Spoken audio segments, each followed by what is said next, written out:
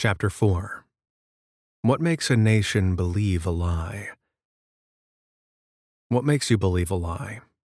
I'm not asking how you know someone is lying. What makes you believe? Because if you don't understand how that works, then you won't know when you're being manipulated. William Stephenson, The Nature of Skyfall Events, published posthumously, 2019. New York, October 29th, 1938. Silas Cooper smelled his own breath in the tight confession booth and heard the rustle of the priest's robe. He again wondered for a moment about the laws, both divine and legal, concerning what he would say here. What if this clergyman decided it was better to break the sacramental seal of a confession than let a dangerous man like Silas continue to live as he did? He pulled the account book from his pocket and checked his figures. As always, he was in control of the situation. If local police were called about something said today, anyone who answered the phone was on the payroll of the employer. The priest seemed anxious by this extended delay. The words he used were polite, but the emotion behind them was fatigued. Perhaps he expected a timid individual who would need a lot of coaxing. "You may begin. I'm listening." Silas Cooper took a deep breath. "When I'm ready." The priest's voice was stunned, but also apologetic. Of course." "Father." He hated calling priests that. After the incident, Silas's own father disowned him, and now he hated the term. It stirred memories of his mortal creator visiting him at the prison. The disgusted look on his father's face, and the words, "If God can't forgive such sins, neither can I." At the time, it broke Silas, but he'd learned things since then. If he could gain God's forgiveness, he would have his own father's as well. Silas swallowed and started again. "Father, it's been a year since my last confession." "That's all right. We all find God in our own time." Silas huffed. "It's not God I've had trouble finding, but forgiveness." The priest began his routine script. "Tell me your sins." "I've always wondered about the sin of murder. It's listed as an unforgivable sin, but that's troublesome to me. You understand? Unforgivable sins in general are trouble, not just for the sinner, but everyone else. Maybe that's why they were so quick to kill those who committed them." A tremor sounded in the priest's voice. "Have you committed an unpardonable sin?" Silas furrowed his brow. "That's not my point. Not yet, at least." The agitation was building in his throat, and he took a moment to calm himself. The wood of the thin divider was smooth and worn from thousands of anxious fingers rubbing over it. He touched it as well. Had they all found forgiveness here? Did it ease their minds? "I just need you to listen. I talk to you. You talk to God. That's how it works, right? I don't have time to start the conversation over for every new priest who enters the booth." Silas squeezed the edge of the wood divider below the screen. "Just listen." "Of course. Tell me the problem as you see it." "What reason does a man have to be good if he has committed an unforgivable sin? If there can be no forgiveness, then there is no point in morality, is there?" Silas paused, waiting for the priest to answer. It would take a minute after his last outburst, but it came. "Some people are good because they want to be good." Silas shook his head. "Most people are good because they want to get into heaven. They want forgiveness and absolution.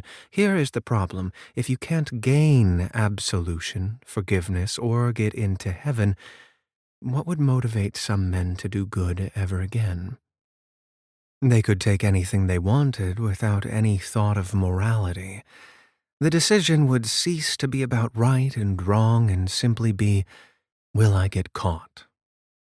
After a long silence, the priest spoke again. "You've thought about this a lot, haven't you?" "I've lived it." Silas hung his head and looked at his hands. There were deep scars on his knuckles. "I am living it. I did terrible things, after which there is no forgiveness. At least, that's what I thought." "God is always willing to forgive." Silas chuckled. "Well, if you're a Catholic with enough money, he will. That's why I'm here. I recently learned about indulgences. Now, before you interrupt, because they all interrupt me when I mention it, I will say if God is unchanging, then indulgences have always been and always will be. You're just not advertising them at the moment. But, the beautiful part of the indulgence is that unforgivable sins can be forgiven, and all men once again have a reason to be good." The confessor took a deep breath and glanced out a crack in the side of the booth. He saw the large white sack he brought with him. It put his mind at ease. The priest mumbled uncomfortably. "I never thought of it that way." "I think about it all the time." Silas turned his face back to the dividing veil. "But it leads me to the next problem. You see, the indulgence for murder and such are very expensive. I've converted the currency as best I can. There doesn't seem to be a recent document about their prices. I asked a few priests before if I should pay in gold. They didn't seem to know how to answer that, so I just brought bill notes." Silas ran his fingers through his long black hair. "But I'm getting sidetracked. I've found the only way I can afford the indulgences I need is to do the work that requires more indulgences. So I'm trapped in a circle. I killed a man, and to pay for his death, I had to kill another, and on and on." The priest made a noise, maybe a heightened gasp, maybe a stifled scream. "Don't panic. Moses killed a man. Saul killed, or at least condemned many to death. The Israelites wiped out most of the Canaanites. God has forgiven many murders. But that's also where my question lies. I want out of the circle. If we look at Paul, he took a vow of poverty. What that probably means is he gave all his money to the church, buying indulgences for all the murders he'd committed. But what about Moses? He was a prince, but fled immediately after the murder. He was impoverished, he had nothing to pay the high price, and yet he was forgiven. Or else, how could he become a prophet? There's a piece missing. How did Moses gain forgiveness? If I can learn that, then I can get out. Ask God for me, won't you?" There was something in the way the priest breathed, in the odd noise he made on the other side of the veil. The man was in shock, but Silas had said his piece. God would get the message, and hopefully, the next time Silas entered the confession booth, he would get an answer. As he prepared to leave, he knew the priest should be warned about what would happen next. "Listen, don't try to leave the confessional right after me. You'll want to know who I am and maybe even try to stop me, so I've taken precautions. Your door won't open. After I've left the building, someone will come and unblock it. Don't come out right away. Wait another 5 minutes. On the nearby bench is the money to cover my latest indulgences." Silas carefully opened the door and scanned the church for anyone other than his people. Before leaving the confessional, he said one last thing to the priest. "Oh, and bless me, Father, for I have sinned." A large man sitting on a pew gave him a nod, and Silas stepped out. Among the many stained glass windows, one depicted the Roman Emperor Constantine accepting the Christian faith. It was a moment that changed all of Christianity. They were seen as a sect or side cult of the Jewish faith, but within a few years of Constantine's conversion, Catholicism swept through the Roman Empire.